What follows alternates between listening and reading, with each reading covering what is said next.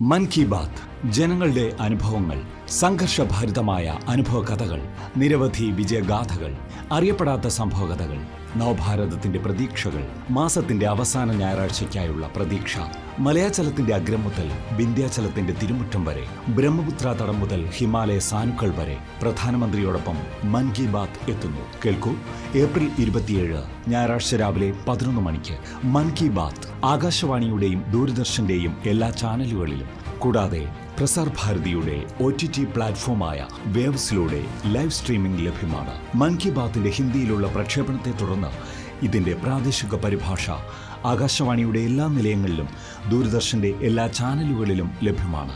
മൻ കി ബാത്തിന്റെ പ്രാദേശിക പരിഭാഷയുടെ പുനഃസംപ്രേഷണം ദൂരദർശനിലും പുനഃപ്രക്ഷേപണം ആകാശവാണിയിലും രാത്രി 8 മണിക്ക്. മറക്കാതെ കാണുക. ഏപ്രിൽ 27 ഞായറാഴ്ച രാവിലെ 11 മണിക്ക് മൻ കി ബാത്ത്.